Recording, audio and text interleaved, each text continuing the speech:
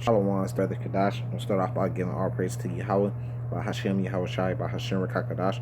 Then honors to the apostles of great millstones, peace, blessings, honors to all the brothers in the truth. So, I seen this video Apostle Tahar had just put up. I believe it was titled, They Are Willing to Pay You to Get the Vaccine, which is also going to go into them being willing to pay you to get the mark of the beast, which is the implant chip, or the chip could be in the vaccine, either way, but so I just wanted to kind of like land back on it, and I had went to the link that he had of another man that was that had brung this out. So I had just Googled it myself, and I had found it on Yahoo. So I just wanted to kind of get into it too. But it says, I don't know if sometimes it kind of blurs out the screen when I'm reading, but it says economists pay Americans $1,000 each to take the coronavirus vaccine. Public health experts are increasingly concerned about the possibility that a coronavirus vaccine will be successfully developed, but not enough Americans will be willing to receive it. About 70% of the population being vaccinated represents the threshold needed for herd immunity, which dramatically slows the spread of the virus. So it goes to show you, like, they know people need money. They know people worship money, and this is why the scriptures talk about not worshiping money and stuff like that, because they can use it against you, because technically if you're worshiping their money, you're worshiping them, and the thing is like, they're going to give incentives for people to take this vaccine and take the mark of the beast. Now, they said 70% of people. Now, I don't know if they're talking about the population of just America or the world, since this is a global virus.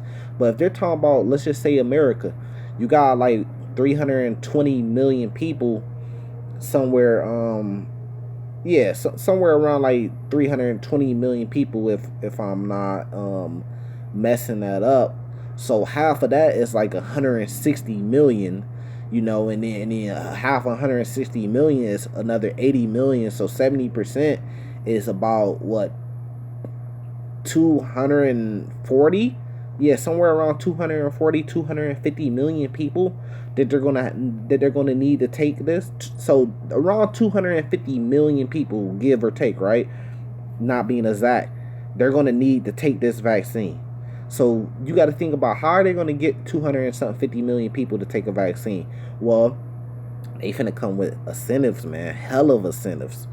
I mean, all type of stuff. You can only imagine the vain things that they're going to come up with. And a major part of that is going to be giving money. So I wouldn't put this past Esau, man. A major part of that is going to be, hey, we'll give you money if you take this. We'll give you a tax break if you take this. We're going to give you benefits if you take this, and if they can't get people to willingly take it, then they're going to come with they're going to show their teeth. The beast is going to show his teeth by saying, we're going to take away benefits, you guys, if you don't take this.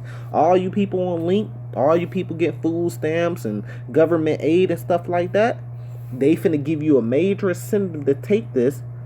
And if they can't get that to go through, or it's not moving as fast as they want, then they're going to start taking away benefits and privileges and stuff like that if you don't take the vaccine, which is going to lead to, you can't come in this store unless you got the vaccine. You can't go grocery shopping because they only allowing people in with the vaccine. Like, we went to the mall a couple days ago, and as soon as we went in there, before you even came in, there was a little billboard sitting there in the middle that said face coverings required. I know a lot of people seen that going to these different stores, and I was telling my wife, I was like, that same sign is going to turn to vaccine required, and they're going to have a person there where you have to prove to them that you got the vaccine, right? Well, how are you going to prove to them that you got the vaccine? Are you going to take a paper? Everybody's going to take a paper everywhere they go and show it to people, and then they got to grab the paper, give the paper back to you, and you going through hundreds of different stores, tens of different stores a day.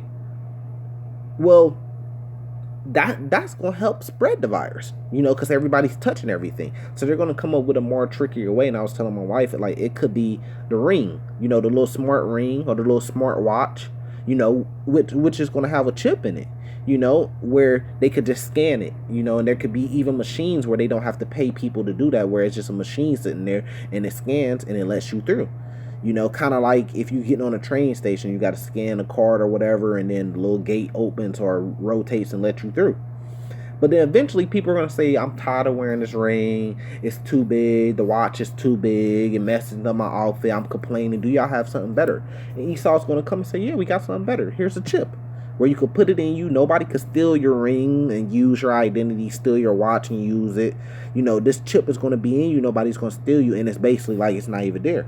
So all this could be leading up. This all is leading up to the chip, man, which is the mark of the beast. It's all a setup, man, because they have to get that, So, I mean, you got to get ready, You have to be willing to be like a pilgrim on earth. You have to be willing to kind of like just give up money, give up your life if you have to, and just basically live like the homeless live. You have to be willing to do that if it gets that way. Because it very well could get that way, man. They're coming. This is coming very soon. They're talking about closer to the end of this year, like within a month or two. So here, I'm going to pull a scripture for it. It says, First Timothy. This is 1 Timothy 5. But let me find where I'm looking for it for. Where I'm looking. I think it's 1 Timothy 6, actually. Here, let me find it. Okay, yeah, 1 Timothy 6, just doing this off the top of the head.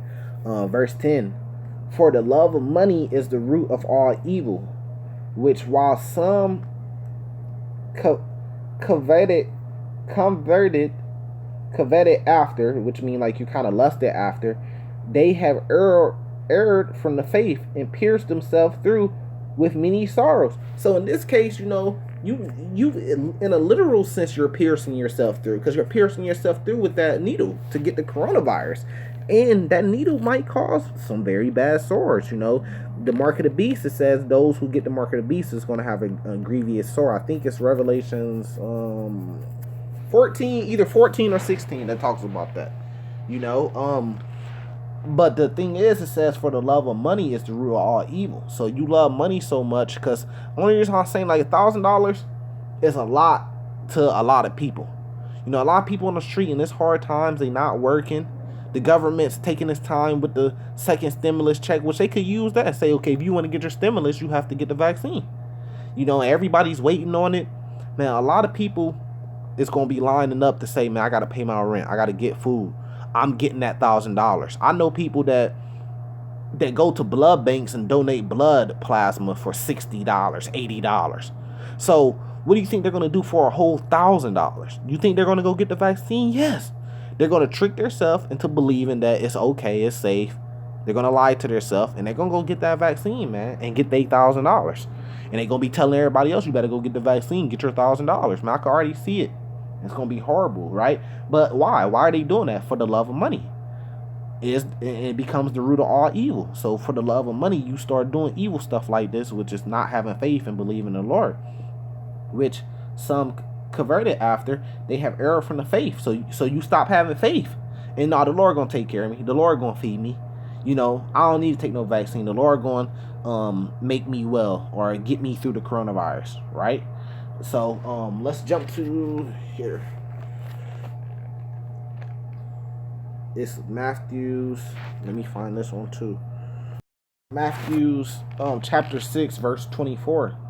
It says no man can serve two masters, for either he will hate the one and love the other, or else he will hold to the one and despise the other. Ye cannot serve God and mammon. So it goes into worshiping money, because really, if you're worshiping money, you're worshiping the people that's on the money, which goes back to Esau, because that's who's owns this current money, and that's who's on the money. That's why the Lord was saying, like, render unto Caesar, when they was asking him, he's like, render unto Caesar what belongs to Caesar's, because that money belonged to Caesar's, because that's who was on the coin, was Caesar on the coin, man. So that was him, and giving to the Lord what belongs to the Lord was just your faith, So if we have to give up this money, we gonna give it back. We gonna give it back to them. That's their money, but we ain't never gonna give up our faith, man. You see what I'm saying? And you cannot serve two gods. So if you start serving money and doing things for money, and you lacking on your faith with the Lord, which is what First Timothy was just talking about, then you got a big problem on your hand. You going to have a lot of evil in your life, which is going to cause you to have destruction. So that's going to cause you to get this vaccine, get the chip, because you're worshiping money, and a lot of people don't notice that they're worshiping money, man. And it could happen to you, because I've been there. It could happen to you where you just thinking about, man, let me get this money, and you just doing pretty much anything to get money, man, to the point where you're unconsciously worshiping it, and you're putting your faith in, if I had this money. A lot of people say that. They say, if I had this amount of money, I'd be good, I'd be straight. Only if I had that amount. No, man. If you had more faith in the Lord, you would be straight. You see how this works? So you can't serve two masters, man. So at a point in time, the Lord going to take it there where you have to, those who want to serve the Lord of Israel is going to serve the Lord. And those who want to serve all these other things, other gods and money and stuff like that, they going to end up serving those other gods and serving money and stuff like that. You got to put your faith in the Lord. This is Psalms chapter 37. I start at verse 39. It says, but the salvation of the righteous is of the Lord. So that's what we want, salvation, right?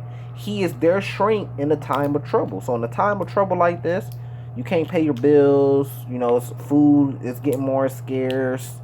There's a coronavirus out here. It's getting harder on you. They talking about you got to take the vaccine to continue getting the little benefits you got. The Lord is supposed to be your strength in that time of trouble, not Esau, his vaccines and something that he came up with that you wasn't there to see him create. So you don't know what's in that vaccine. You just going off him telling you, hey, take this vaccine, it's gonna make you better. You putting your trust in him. You putting your strength in him, and you're gonna go put something in your body that you don't even know what's gonna do to your body, because you wasn't there to see it created. And you didn't create it, so you don't know what it is. So you just put it in your body, and they talking about that virus could change your DNA and stuff, turn you to a zombie. There's all type of stuff. But the point is you don't know what is in it. So why take it? You know what I mean? Especially if you call yourself keeping the laws, man. They be having a lot of pig stuff, like pig DNA and stuff like that. That's unclean animals. So you can go put a vaccine in your body of that stuff? That's kind of going backwards. But you're supposed to put your strength in the Lord in time of trouble. So when Jacob's trouble come, a time like never before, who we going to put our strength and our faith in? We going to put it in the Lord, man. Because he the one that gives you salvation. You could get that vaccine all day and still not get salvation, man. And still get destroyed. So you still got to put your faith in the Lord. Verse 40. And the Lord shall help them. So us that don't get the vaccine, that put our faith and our strength in the Lord and keep the law, statutes, and commandments and have faith, the Lord gonna help us, man. And deliver them. That's what salvation is.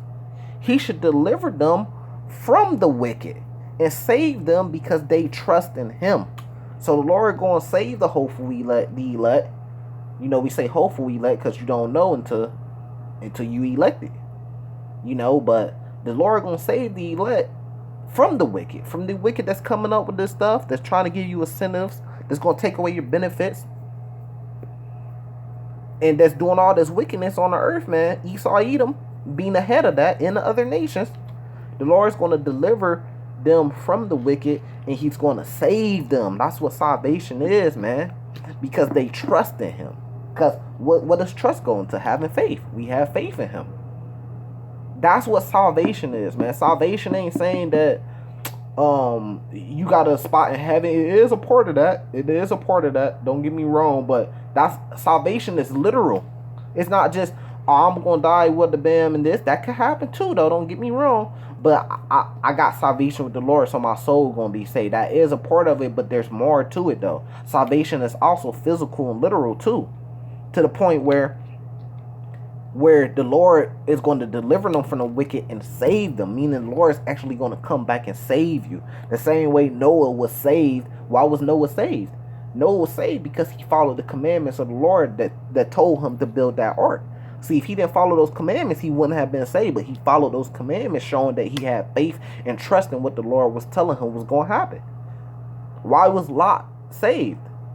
Well, Lot was saved because he had faith and trust in the Lord that was through the two men, the angels, that they was going to destroy that place. He believed that they was going to destroy that place before they even destroyed it, so he got up out of there. His two son-in-laws didn't believe. They stayed and they got killed. His wife, Lot, didn't look back because he had faith that if you look back, you were going to be destroyed. His wife didn't have that faith. She looked back. She got turned to a pillar of salt. So that's what it comes down to. Following the commandments of the Lord and having faith in the Lord of things that you ain't even see happen yet. So the Lord could save you.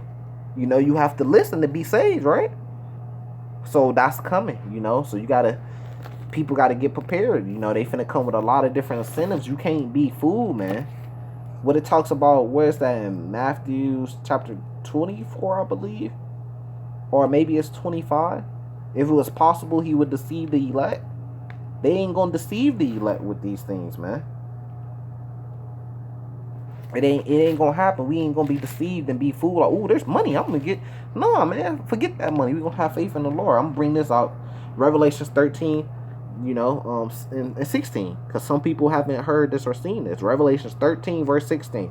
And he causeth all, both small, great, rich, and poor, free and bond, to receive a mark in their right hand or in their foreheads, and that no man may buy or sell save he that had the mark or the name of the beast or the number of his name. Here's the wisdom. What is the wisdom? That this mark of the beast is talking about the implant chip that's going to go on your forehead or in your right hand.